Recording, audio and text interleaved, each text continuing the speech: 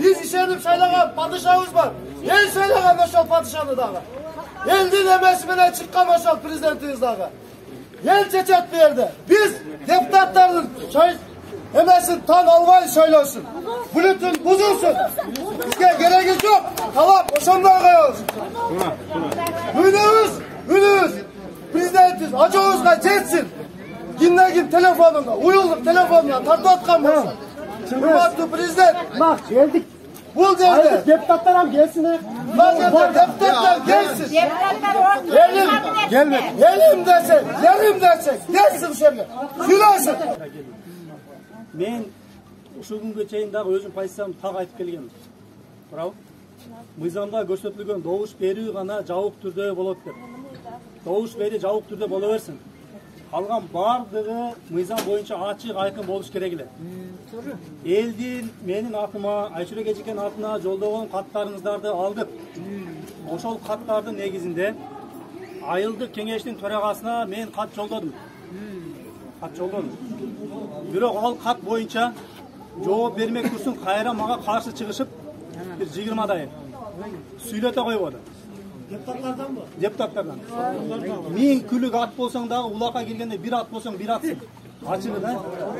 Мен кыйын болсоң, мыйзамды билсең дагы көпчүлүктүн арасына келгенде колдобосо кыйын. Ооба, туура айтасың. Мына мен кыйын болуп иштеп, айыл өкмөт кандай иштеш керек экен, айыл өкмөт деген кызмат көрсө, көп нерсени кылса боло тургандыгын айыл өкмөт башыбыз көрсөттү эле. Туурабы? Ошону колдоп билбей койду. Анан эми мен кече чыга калып туруп мыйзам жазсам, мен түшүнүп колдоп бере эле. Туурабы?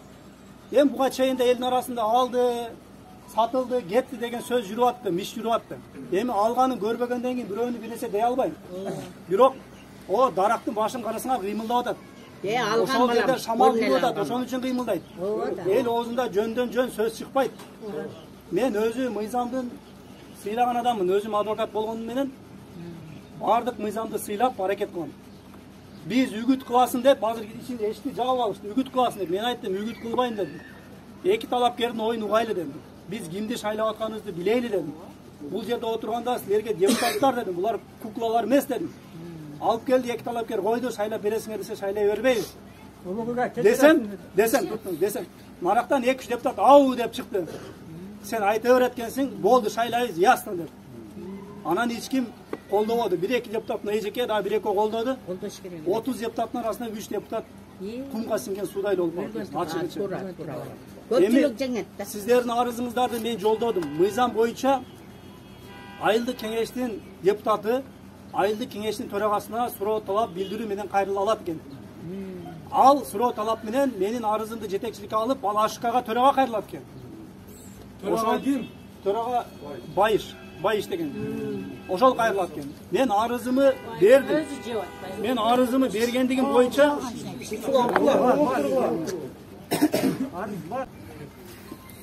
катчысына кол койдуруп алдым деп. Менде бар азыр таппай атам. Бирок эч кандай реакция кылышпады. Просто менин күйгөнүм ушул иш уланыш керек эле. Ооба да. Азыр мисалы үчүн 30 миллион бюджетибиз бар. 30 миллион бюджет эч нерсе эмес. Еще дотациядабыз. Дотация деген бул мамлекеттик бюджеттен бизге бөлөт. Азыр 30 миллиондук бюджетти карап отурбай, Алтын ака айыл өкмөтүбүз. Арабтар менен иш алып барып, 300 миллондон ашык уже инвестиция тартты. Андан сырткары Соскародоктун жанына өзү да айтты, мектеп курулуп атат эле 300 орундуу. Ал жерде мугалимдерибиз, дагы башка жарандарыбыз иш менен камсыз болот эле. Андан сырткары могул жерге 2 кабаттуу заманбап больница курулуп аткан. Ушул маселе. Андан сырткары кече жолдун ачылышы болуп башталды. Эми бунун баарын айта берсем, кайра эле ушул маселе болуп атат. Эми бул жерде баардыгыбызга өкүнүчтүү. Бирок ушунча эл эми мына жерде чыныгы эл үчүн, айыл өкмөт үчүн күйгөнүңөр турасыңар. Бирок убагында силер өзүңөр депутаттарды шайлагансыңар. Adашıp kalıpmız. Эми азыр мен кирип туруп адашып калыпмын десем укпайт да. Мыйзам деген бар да. Aldap koy. Кээде аракет кылмыш болсо, кээде аракетсиздик дагы кылмыш. Муна баардыгы билет. Силердин өзүңөрдүн аракетсиздигиңерден улам ошол депутаттар келди. Ошол аракетсиздигиңерден улам сайланган депутаттар колдоп берди. Ал жерде 20 депутат колдоду. эгерде тең салмактуулук кылып көрсөк, бүгүнкү шайланган эл өкүлү, айыл өкмөт башчыбыз ичтеке иш кыла элек. Жумуш жасаган адамды көрбөй, кылган ишин көрбөй, көзүбүздү жаап алып, акчаны көрүп атат. көзүбүздү жаап алып, жумуш жасай элек адамга ишенип колдоп берди. Болбойт да. Ким колдойт ушинтип айтып калчы? Эми менин Одан башка айна эми элге жеткирип түшүндүрүш кыйын. Элге жеткирип баардыгына түшүндүрүш кыйын. Түшүндүрүш кыйын. Бирок эми силер бир гана талабыңар билбейм, эми азыр бүгүн эми мыйзамдуу жол менен барышыңар керек. Бардыгын эгерде тынчтык митингин өткөрө турган болсоңор, алдын ала мыйзам боюнча силер билдирүү беришиңер керек. Ошондой аракеттер менен өзүңөрдүн үнүңөрдү акимге болобу, же болбосо башка жогору турган бийлик өкүлдөрүнө болобу жеткирсеңиздер болот. Урматтуу куршак эли, чын айтсам, эмне айтышты да биле албай атам. Ушунчалык мындай обидно болуп атат мага дагы. Мындай аялдар келет, жакшы болот деген болчу да. Бирок аялдар келсе деле жакшы болбойт экен. Аялдар деле ошол эле, аялдар деле ошо депутат экен да. Аял эмес, эркек эмес, бул адамдын адамдык абери, бул биздин коомдун аң сезими али өсүп жетиле элек окшойт. Биз только мына көзүбүздө турган 1 сомду 5 сомду көрөт экенбиз. Жогорку кеңеш болсун, президенттик болсун, башка болсун, айы өзүбүздө болуп атат да. Мына кирдим, таң калыштуудай, мына иштеп аткан адам 20 добуш алыш керек эле. Ошону айтам да. Же болбосо ел мынтыш керек эле да, айнана депутаттар айтыш керек эле, сен жакшы иштедиң алтын. Биз 1 добуштан сени колдойлу, мынанча иш баштадың эле, ушул бүтүп кетсин деш керек эле да, элибиз эгерде аң сезими жогору болгондо ушунча иш турат. Эми азыр немеде кечүүдө ата алмаштырбай, сен уш жок дегенде ушул проектиңе бүтүрүп бер деп биз алтындан суранышыбыз керек эле да. Ошол 31 депутат бир ооздон суранышыбыз керек эле. Бул жерде мен сактанды деле жаман дей албайм. Бул деле өзүбүздүн бала, бирок бул жерде баягы саясат тур эмес кетип атат да. Мен кыйынмын, мен жеңем деген сөз кетип атат. Кыргыз жеңилип атабыз. Кыргыз аркага кетип атабыз. Биздин аң сезимибиз али бери. Мен чын айтсам, жашагым келбей калды Кыргызстанда. Бир мүнөт тургум келбей калды Кыргызстанда. Мен балдарым, неберелерим кандай мамлекетте жашайт? Мен просто сиздерге эмне дешимди да билбейм, урматтуу шайлоочулар.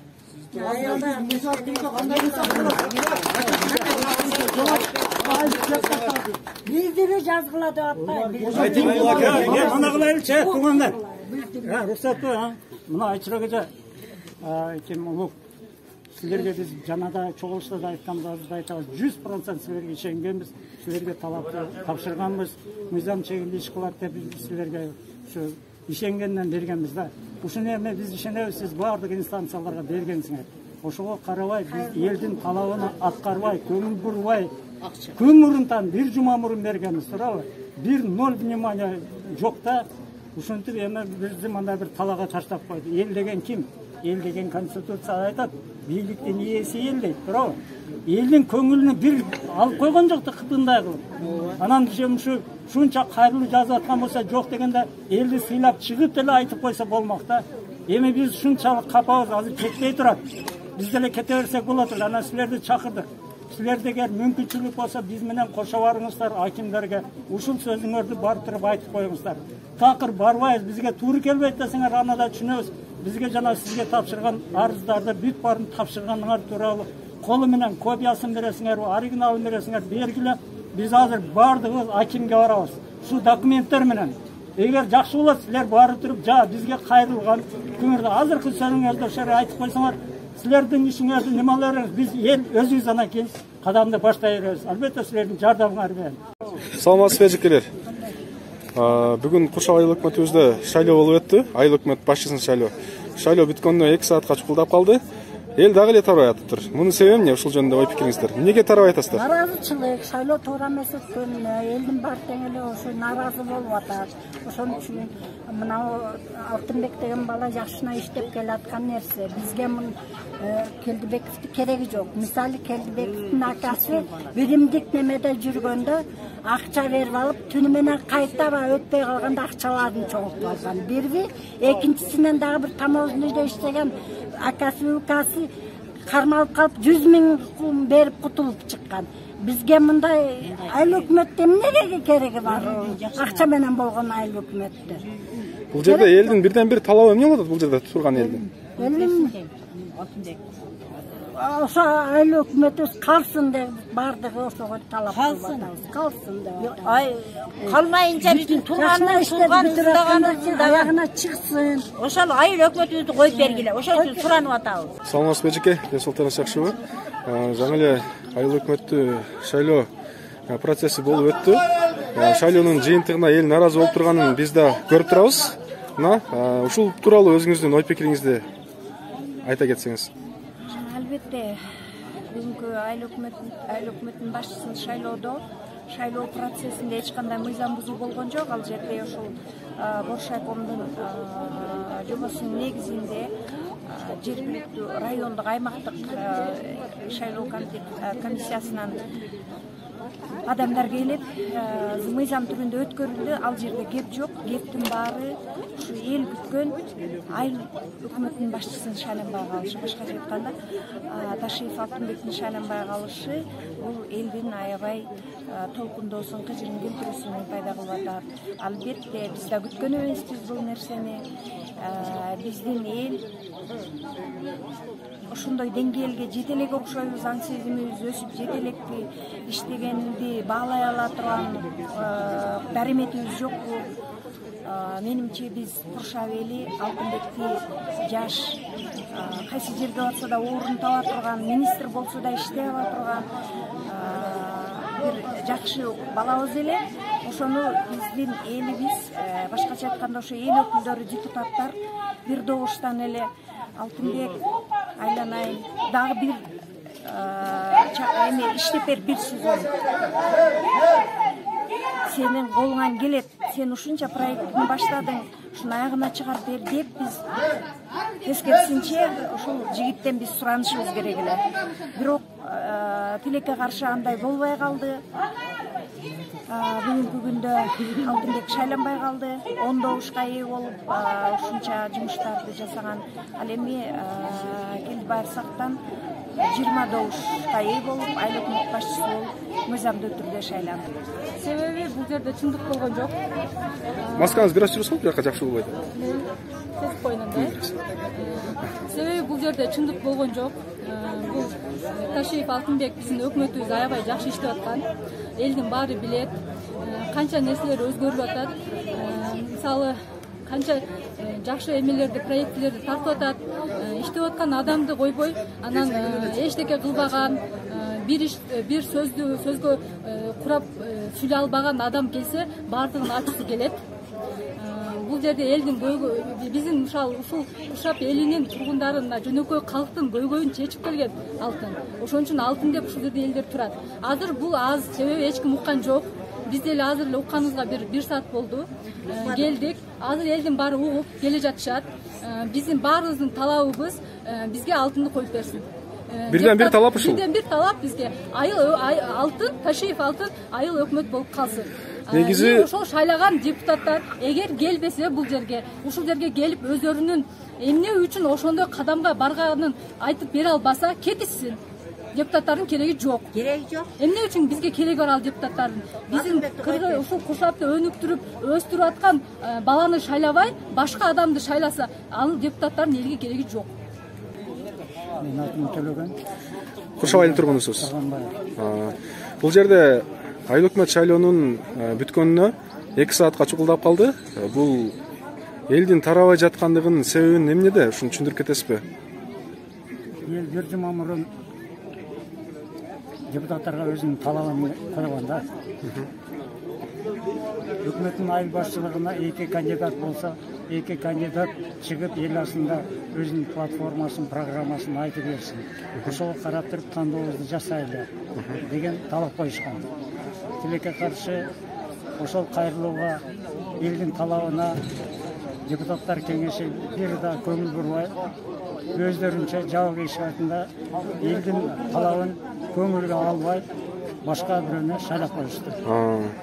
Ушул боюнча нааразы болуп, азыр нааразычылык билдиребиз деп эл токтолуп турган кезде. Мындан ары кадамдар кандай болууда? Кандай кадамдарга баралы деп пландаштырып жатасыздар? Мындан ары эми азыр көрөбүз, мыйзам чегинде бүт баары мыйзам чегинде кылабыз деп атабыз. Барып эми ошо мыйзам чегинде койгон талаптын аткарылбагандыгы тууралуу акимчиликке, жергиликтүү жана райондук мамлекеттик администрациянын башчысына, аймактык шайлоо комитетине, Минюска, бүт жагына бир билдирүүлөрдү берип, жазып коюп, тынчтык митингин өткөргөнгө элдер пландап атышат.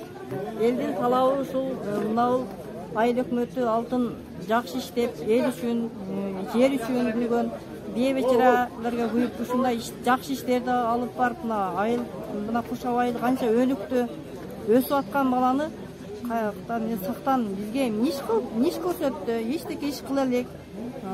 Мунун эмеси дагы, билими дагы кандай. Бул бала өзү илимдүү бала, иштей турган бала. Биз ушу алтынды колдоо ушерге бушу элдер үчүн жүрөбүз. Сактан документке ээ болгон 2 эле жыл болду. Алтынды бизге ушу мындан аркы кадамдарыңыз кандай? Мындан ары кандай? Кадамдарым ушу алтынды шайламасак биз ушул жерден кетпейбиз. Алтын өзү ордуна коюп берсин биздин айыл өкмөтүбүздү. Алтын иштесин, иштей турган бала. Ордуна калсын. Элдин талабы ошол. Эч убакта биз сактанын иштегени бирге эч нааразыбыз. Негизи эл өкүлдөрүн шайлайт да, ишенипчи. Жергиликтүү айылдык кеңештердин депутаттарын шайлагансыздар да, силер өзүңөр ишенип шайлагансыздар да. Эми бүгүн депутаттар сиздердин ишеничиңиздерди акташ керек эле. Демек, депутаттар ошо акчасын алып алганда, акчаны алып алышкан, ошон үчүн акчасы сатылды. Сатылгандар шайлаган жок. Акчаны алып алып 5 миңден алды, 10 миңден алды. Биз каяктан билебиз, бир Аллах буйругунда бер. Бирок акча алган үчүн ушу сатылды да алар. Сатылганы көз көрүнүп отурбай, болбосо ушул алтынын иштеген ишин көрүп туруп, кандай үчүн, эмне үчүн шайлашпайт? Шайлаш керек эле. Сатылган ушу акча үчүн акчага сатылгандар. Ассаламу алейкум, Улук мырза. Алейкум салам. Жаңы эле Куршап айыл өкмөтүнүн башчысынын шайлоо болуп өттү. Шайлоонун жыйынтыгы да чыкты. Шайлоонун жыйынтыгына эл нааразы экенин көрүп турабыз. Жергиликтүү кеңештин, айылдык кеңештин депутаты катары бул абалга сиздин көз карашыңыз?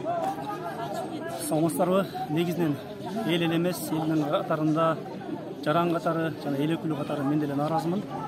Себеби дегенде шайлоо ачык айкын өтпөдү. Эки талапкерлердин ортосунда дебат, же болбосо өзүнүн платформаларын айтуу, таанышыруу, ким келе жаткандыгы боюнча эл өкүлдөрү биз деле билбей калдык. Койгону боюнча талапкер катары катталганды боюнча гана маалыматыбыз болсо, андан башка эч кандай бир маалыматыбыз болгон жок. Бирок ага карабастан азыркы биздин ИО айыл өкмөтүбүз канчалган жумуштарды аткаргандыгына карабастан көпчүлүк депутаттар, тактап айтканда 20 эл өкүлү каршы добуш берип, бүгүнкү күндө азыркы действующий айыл өкмөтүбүз утулуп калды. Бул жаран, бул айыл өкмөтүбүз көптөгөн Куршап айыл аймагы үчүн, өнүктүрүү үчүн көптөгөн иштерди жасады эле. 30 миллиондук бюджети бар айыл өкмөтү үчүн 300 миллиондон ашык иш жасады эле. Бунун баарын эл жоонтор эмени сезип турат. Ошон үчүн эл бүгүнкү күндө анын тарабын талашып кетпей турат. Ал эми бүгүн жаңы талапкер болуп катталган, бүгүн шайлоонун жыйынтыгы менен шайланган адам эч кандай аттуу баштуу эмес, көрүнүктүү эмес, элге кылган кызматы деле жок эле. Бирок ага карабастан эмнегедир күдөмүк ойлор менен көпчүлүк эл өкүлдөрү шайлап берип койгону өкүнүчтүү болду. Эми ар бир эл өкүлү өзү билет экен, өзүнүн тандоосу экен, өзүнүн укугу экен. Эл канчалык айтып деген менен деле шайлоого киргенде өзүнүн билгенин кылат экен. Биз бул жерден көрүп турабыз, 31 депутаттын ичинен бул жерде айылдык кеңештин депутаттарынан биз 2 гана депутатты көрүп турабыз, Айчыр Көжекени жана сизди. Калган депутаттар тууралуу, кесиптештериңиз тууралуу оюңуз кандай? Бул элдин алдына чыгып, ушул шайлоо тууралуу бир аз маалымат берип коюш керек беле, өздөрүнүн позициясын билдирип коюш керек беле? Бул тууралуу оюңуз кандай? Бул жерде башка эч ким көрүнбөйт. Туура айтасыз. Бул жерде биринчиден элдин алдына чыгыш үчүн татыктуусун шайлаш керек эле. Мен буга чейин айтып келгенмин, жараткандын алдында дагы, элимдин алдында дагы жүзүм жарып, бирөөдөн 1 сом алган жокмун, же бир кызыкчылык үчүн шайлаган жокмун, же кетип калган жерим жок. Эми мен аларды дагы көрбөй туруп алды деп айта албайм. Бирок кандайдыр бир кызыкчылыктарды эске алып, же болбосо кандайдыр бир кызыкчылыктар ойноп кетип, ушундай кадамга барышты окшойт. Ушул негиздерден улам бүгүнкү күндө эл өкүлдөрү, кээ бир эл өкүлдөрү элдин алдына келип, ачык айкын өзүнүн оюн, пикирин айта албай тайманып турат. Эгерде алар дагы татык тусун шайлап бергенде, бүгүнкү күндө эл менен чогулуп, элдин алдына келип, ойлорун айтып бөлүшмөк. Жаңы эле сиз элдин алдына чыгып, өзүңүздүн оюңузду айттыңыз. Элдин талабы эмне болот учурда? Эми элдин талабы бүгүнкү күндө жаңы талапкер болуп катталган айыл өкмөт башчыны тааныбайбыз деп, кайра эле бизге алтын өзүнүн ишин улантып, иштеп берсин деген талап менен болду. Буга чейин айыл өкмөтүбүз тарабынан көптөгөн жумуштар аткарылды. Кечээ жакында мынау социалдык шаарчабыздын жанына 300 орунду мектеп бурулунун алдында иш башталып, анын катламаны казылды. Ошол эле учурда бул ооруканабыз, 2 кабаттуу оорукананын катламаны казылды. Ушул баштаган иштерин жок дегенде аягына чыгарсын, дагы бир шанс берели, мүмкүнчүлүк берели деп талап кылып жатышат. Бирден бир себеби бул шайлоо мыйзамсыз өттү. Биринчиден бул шайлоого чейин мен депутаттар менен сүйлөшкөнмүн. Биз ишенип шайлаган депутаттар менен да сүйлөшкөнмүн. Мен ошо шайлоого чейин бир жаман сөз сүйлөгөн эмесмин. Ага чейин мен үйүмө чейин депутаттар келишкен. Атына өздөрү көрүп, өздөрү билет. Депутаттар үйүмө чейин келишкен. Сен неге андай сүйлөйсүң? Сен неге андай кыласың? Сен кимсиң? Сага ал неге кылып берет? Мага эч ким эчтеке кылып бербейт. Мен кыргыз элим үчүн, кыргыз жери үчүн деп жүгүрүп жүрөм.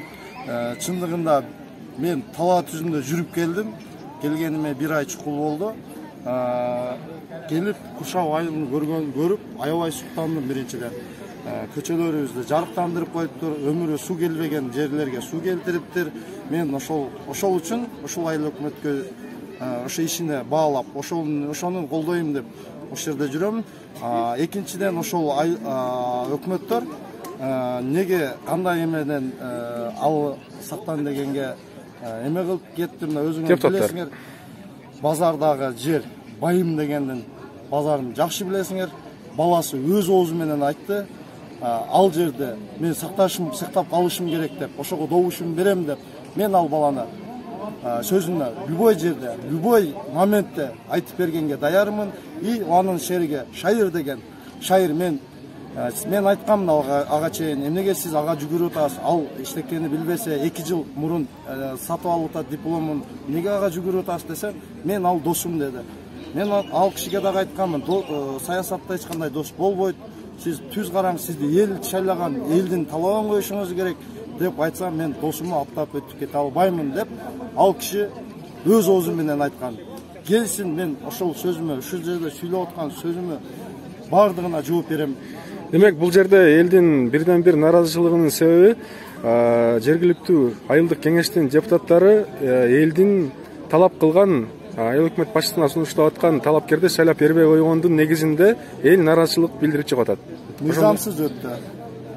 Бардыгы мындайча айтканда өзүнүн чөнтөгүн ойлоп, элди ойлобой, ошол кишини шайлап коюшту. Ал кишини биз өмүрүбүздө көргөн эмеспиз.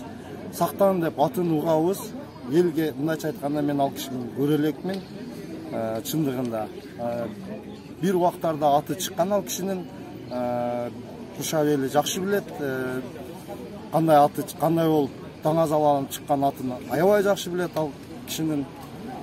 Эми билбейм, эми бул шайлоону биз тана албайбыз. Бул шайлоону мен үнүм ажообуз же болбосо Камчыбек Ташиев угуп аткан болсо, өзү келип, өзү көзөмөлдөп, элим десе, жерим десе, биз эл үчүн, эл түшүнөт ким кандай экен, акты ак дейт, караны кара дейт элче.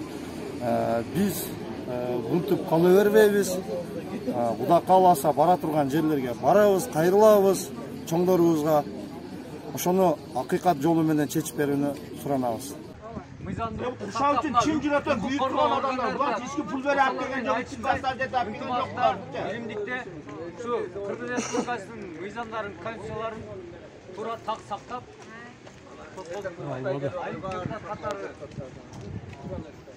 суранып атабыз. Мыйзамды бузбайбыз.